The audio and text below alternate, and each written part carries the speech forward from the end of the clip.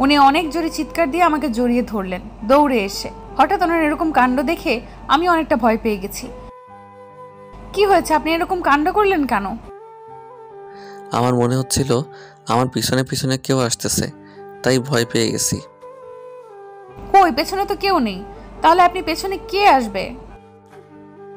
আমি জানি না, আমার না খুব ভয় করতেছে, আমাকে কোলে নাও। কি? আমি আপনাকে কোলে নিব? এটা কি আদৌ সম্ভব? আমি জানি না, আমার এখন খুব ভয় করছে। তুমি আমাকে কোলে নিবা এটাই জানি। দেখুন, একদম বাচ্চাদের মতো সাজার চেষ্টা করো না। চুপচাপ দাঁড়িয়ে থাকুন আর আমার সাথে হাঁটতে থাকুন। এখন বাসায় যাব। না না, আমাকে কোলে নাও, নয়তো আমাকে ভূত বা পেতনি নিয়ে যাবে। ওকে, আপনার যা খুশি করতে থাকেন, আমি এই যে চললাম। প্লিজ, না না, ভুলেও এরকমটা করো না, তাহলে আমি শেষ। দেখেন, এরকম পাগলামো না করে চলেন বাসায় যাই, সন্ধ্যা হয়ে যাচ্ছে। ওকে, কি আর করার, তুমি যেহেতু আমাকে কোলে নিবে না, তাহলে আমি তোমাকে কোলে করে নেই।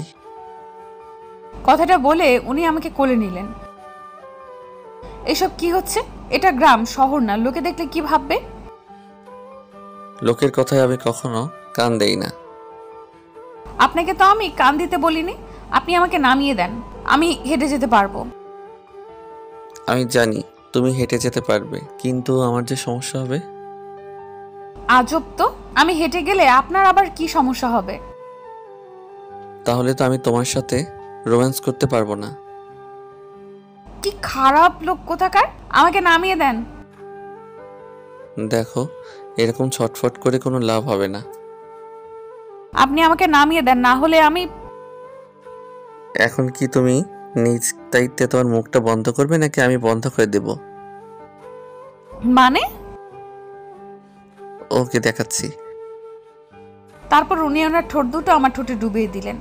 আমি আর কোনো কথা বলতে পারতেছি না, আমি শুধু ছটফট করে যাচ্ছি, আর এদিকে উনি আমাকে কিস করেই যাচ্ছে। আমি আমার হাত দিয়ে ওনার বুকে উড়াধুরা পেটাতেই লাগলাম। না, গন্ডার হাতে বিড়াল ইঁদুর কোথাকার! আমিও সুযোগ পেলে অত্যাচার শুরু করে দেব তোর। এখন না হয় আমি তোর কাছে বন্দি, কিন্তু যখন মুক্ত হব তখন তোকে দেখে নেব। আমার ঠোঁটের 12টা বাজিয়ে দিল রে, এখনো ছেড়ে দেওয়ার নামই নিচ্ছে না। কি পাজি লোক! আমার ঠোঁটে কি এমন আছে এতক্ষণ ধরে থাকা লাগে?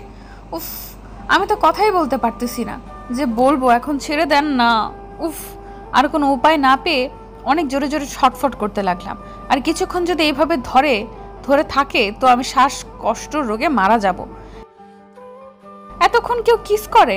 আমি আবার বাধ্য হয়ে ওনার ঠোঁটে ইচ্ছে করে কামড় বসিয়ে দিলাম।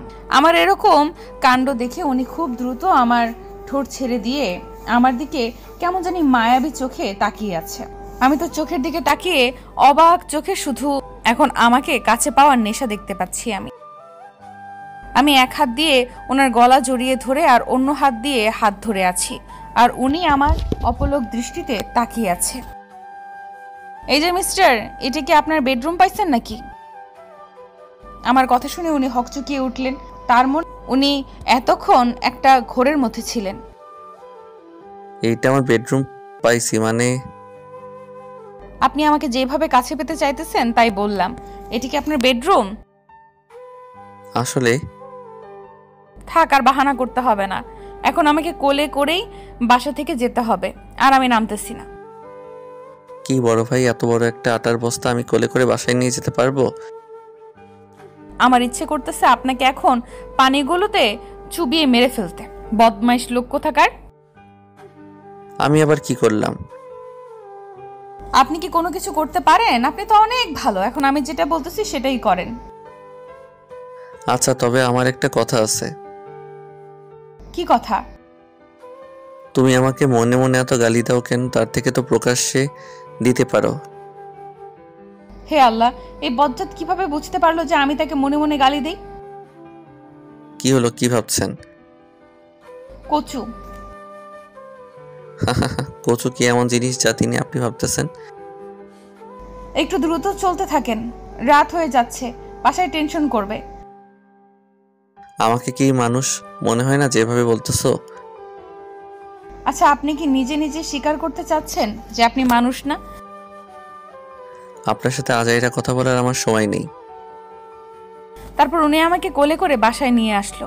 বাসায় আসার পর আমার দিকে তাকিয়ে দেখে পুরো লাল হয়ে গেছে। তারপর দুজনেই রুমের ভেতরে চলে গেলাম। যান, তাড়াতাড়ি ফ্রেশ হয়ে নেন, ডিনার করতে হবে। চলো একসাথে ফ্রেশ হয়ে আসি। আমাকে কি পাগল পাইছেন? আপনার সাথে যাব ফ্রেশ হইতে, গিয়ে বিপদে পড়বো আবার? আরে আমার সাথে গিয়ে বিপদে পড়বে মানে? সেটা পাঠক পাঠিকারাই ভালো জানে কেন বিপদে পড়বো। আর আপনি লোকটা কেমন বেহায়া। আচ্ছা, আমি যদি এমন বেহায় না হতাম তাহলে তো তুমি এত আদর পাইতে না। তখন তো সবাইকে বলে বেড়াতে যে তোমার জামাইটা একদম আনরোমান্টিক। সবাইকে বলে বেড়াতে তোমাকে একটু আদর করে না। হয়েছে, আপনাকে আর লেকচার দিতে হবে না। একটু তাড়াতাড়ি ফ্রেশ হয়ে বেরিয়ে আসেন। তারপর উনি ফ্রেশ হয়ে বেরিয়ে আসার পর আমি নিজেও ফ্রেশ হয়ে বাইরে আসলাম। এসে দেখি উনি বিছানার উপর বসে আছেন, পা দুটো ঝুলিয়ে, আর নিজের হাত দুটো নাড়াচাড়া করতেছে। কি হলো, ব্যথা করতেছে কি হাত?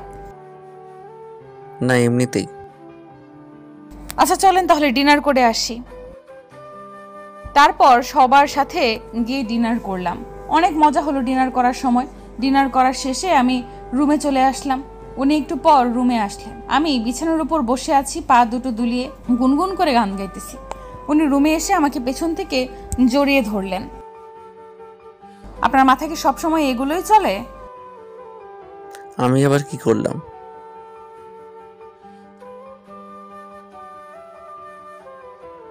যেতে পারি, তবে একটা শর্তে। আচ্ছা বলো, কি শর্ত? আমি সব শর্তে রাজি। আচ্ছা আগে বাইরে যাই, গিয়ে বসি, তারপর বলবো। তারপর দুজনে বাসা থেকে বেরিয়ে খোলা মাঠে চলে গেলাম। গিয়ে একটা গাছের নিচে বসে পড়লাম। আকাশে হালকা মেঘ দেখা যাচ্ছে চাঁদের আলোয়। পুরো গ্রামটা উজ্জ্বল হয়ে আছে। পরিবেশটা অনেক সুন্দর লাগতেছে। দেখো চাঁদটা কেমন লুকোচুরি খেলতেছে। একবার মেঘের আড়ালে চলে যাচ্ছে, তো একবার বেরিয়ে আসতেছে। আমি ওনার কোলে মাথা রেখে শুয়ে পড়লাম। কি হলো, তোমার খারাপ লাগছে নাকি? না, অনেক ভালো লাগতেছে। আর আমরা এইভাবে থাকতে অনেক ইচ্ছে ছিল। আজকে সেটা পূরণ করার জন্য ধন্যবাদ। উনি কিছু না বলে ওনার ঠোঁট দুটো দ্বারা আমার কপালে একটা স্পর্শ করে দিলেন। আমিও চরম সুখে চোখ দুটো বন্ধ করে নিলাম। এই অনুভূতিটা যে কতটা আনন্দদায়ক সেটা আমি কাউকে বলে বোঝাতে পারবো না। আমি চাঁদ দেখতে দেখতে কখন যে ঘুমিয়ে গেছি সেটা নিজেও জানি না। সকালে যখন আমার ঘুম ভাঙলো, নিজেকে আমি রুমে আবিষ্কার করলাম। পাশে তাকিয়ে দেখে উনি ছোট বাচ্চাদের মতো ঘুমিয়ে আছে। কি সুন্দর লাগতেছে তাকে। কিন্তু যখন ঘুম ভেঙে যাবে তখন বজ্জাতের হাড্ডিদের মতন দেখা যাবে। নিজের শরীরের দিকে চোখ পড়তেই দেখলাম সব কিছু কেমন এলোমেলো হয়ে আছে। আমি যখন ঘুমিয়ে পড়ি তখন আমার শরীরের কিছুই ঠিক থাকে না। আজও তার ব্যতিক্রম নয়। বিছানা থেকে নেমে ওয়াশরুমে চলে গেলাম। গোসল করে টাওয়েল দিয়ে শরীর ঢেকে নিয়ে বাইরে আসলাম। এসে দেখি এখনো কি শুয়ে আছে।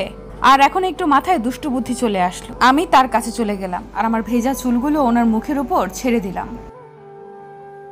আমি ঘুমিয়ে আছি, হঠাৎ করে মনে হলো আমার মুখে বৃষ্টি পড়তেছে। কিন্তু আমার যতটুকু মনে পড়ে আমি তো রুমের ভিতরে আছি।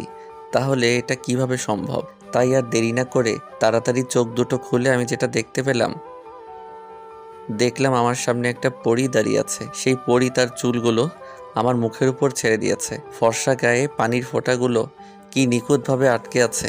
আমার হিংসা হচ্ছে। এইভাবে আটকে থাকার কি আছে? পানির ফোঁটাগুলো যেন আমার পরীটার সৌন্দর্য দ্বিগুণ করে দিয়েছে। টাওয়েলটা দিয়ে বুক থেকে হাঁটু পর্যন্ত ঢেকে রেখেছে। আমি এক দৃষ্টিতে আমার পরীটার দিকে তাকিয়ে আছি। এ যেন তার অন্যরকম একটা রূপ। কি হলো, কি ভাবতেছেন? আর এভাবে তাকিয়ে আছেন কেন? সেটা তোমার না জানলেও চলবে। তুমি যেভাবে আছো ঠিক সেইভাবেই থাকো। আচ্ছা, যেটাই হোক, কিন্তু আপনি এখন উঠেন, উঠে গোসল করে আসেন। কি বলো? এই ঠান্ডায় আমি গোসল করতে পারবো না, পরে গোসল করব। কি? এখনই গোসল করতে যাবেন? আর কোনো কথা চলবে না।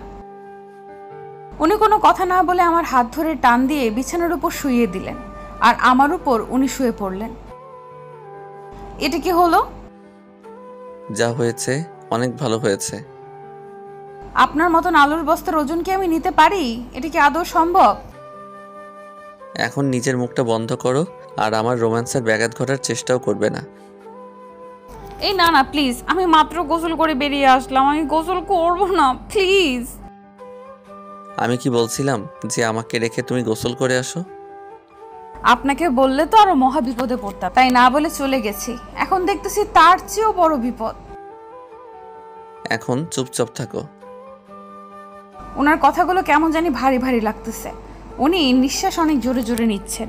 উনি আস্তে আস্তে ওনার ঠোঁট দুটো আমার ঠোঁটের কাছে নিয়ে আসতে লাগলেন। আমার বুকের ভেতর কেউ হয়তো হাতুড়ি দিয়ে পেটাচ্ছে। আমার নিঃশ্বাসটা অনেক ভারী হয়ে আসতেছে, আমি নিঃশ্বাস নিতে পারতেছি না।